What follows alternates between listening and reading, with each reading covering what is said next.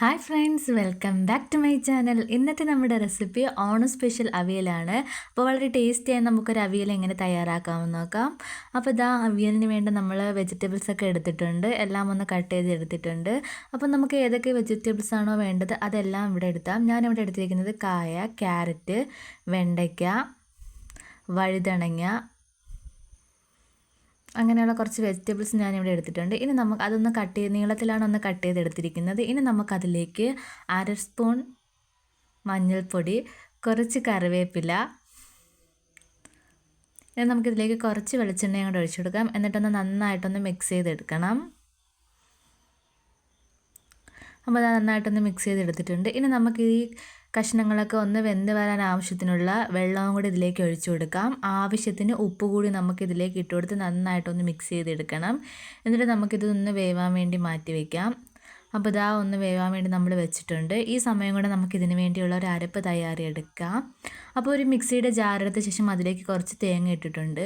അപ്പോൾ നമ്മൾ എരിക്കായിട്ട് ഇട്ട് കൊടുക്കുന്നത് കാന്താരി മുളകാണ്. ഇനി നമുക്ക് വേണ്ടത് ചെറിയുള്ളിയാണ്. ഒരു 4 ചെറിയുള്ളി ഇട്ട് കൊടുത്തിട്ടുണ്ട്. കുറച്ച് കറിവേപ്പില. ഇനി നമുക്ക് വേണ്ടത് കുറച്ച് ജീരകവും കൂടെയാണ്. ഒരല്പം വെള്ളവും കൂടെ ഒഴിച്ച് നമുക്കിത് നല്ല പേസ്റ്റ് പോലെ ഒന്ന് അടിച്ചെടുക്കണം. അപ്പോൾ ഇതാ ഞാനിവിടെ ഒന്ന് പേസ്റ്റ് പോലെ ഒന്ന് അരച്ചെടുത്തിട്ടുണ്ട്. അപ്പോൾ ഇതാ നമ്മുടെ അവിയലിന് വേണ്ട കഷ്ണങ്ങളൊക്കെ ഒന്ന് വെന്ത് വന്നിട്ടുണ്ട്. ഏകദേശമൊക്കെ ഒന്ന് വെന്ത് വന്നിട്ടുണ്ട്. ഇനി നമുക്കിത് നന്നായിട്ടൊന്ന് ഇളക്കി കൊടുക്കാം. അതിനുശേഷം നമ്മൾ അരച്ച് വെച്ചിരിക്കുന്ന അരപ്പ് ഇതാ ഇതിലേക്ക് ചേർത്ത് നന്നായിട്ടൊന്ന് ഇളക്കി കൊടുക്കണം. ഈ അരപ്പും കൂടെ നന്നായിട്ടൊന്ന് ചൂടായി വരണം. ആ തേങ്ങയുടെയൊക്കെ ഒരു പച്ചമണം മാറി വരുന്നതിന് നമുക്കിതൊന്ന് ഇളക്കി കൊടുക്കാം.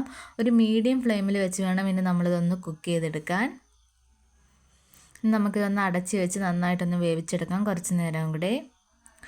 അപ്പോൾ അതാ നമ്മുടെ അവിയൽ ഏകദേശം ഒന്ന് അതിൻ്റെ വെള്ളമൊക്കെ വറ്റി വെന്ത് വന്നിട്ടുണ്ട്. ഇനി നമുക്കിതിലേക്ക് കുറച്ച് വെളിച്ചെണ്ണയും കൂടെ ഒഴിച്ചു കൊടുക്കാം. എന്നിട്ട് നന്നായിട്ടൊന്ന് ഇളക്കി കൊടുക്കണം. ഇനി നമുക്ക് ഫ്ലെയിം ഓഫ് ചെയ്ത് കൊടുക്കാം. അപ്പോൾ ഇതാ നമ്മുടെ വളരെ ടേസ്റ്റി ആയിട്ടുള്ള സദ്യ സ്പെഷ്യൽ അവിയൽ ഇവിടെ തയ്യാറായിട്ടുണ്ട്. ഒന്ന് ട്രൈ ചെയ്ത് നോക്കണം. അതുപോലെ തന്നെ ഫീഡ്ബാക്ക് അറിയിക്കാനും മറക്കല്ല്. ഇഷ്ടപ്പെട്ടാൽ ലൈക്ക് ചെയ്യാനും അതുപോലെ തന്നെ ഷെയർ ചെയ്യാനും മറക്കല്ല്. ഇതുപോലുള്ള ഈസി റെസിപ്പിയുമായിട്ട് ഇനിയും കാണുന്നവരെ bye and thank for watching.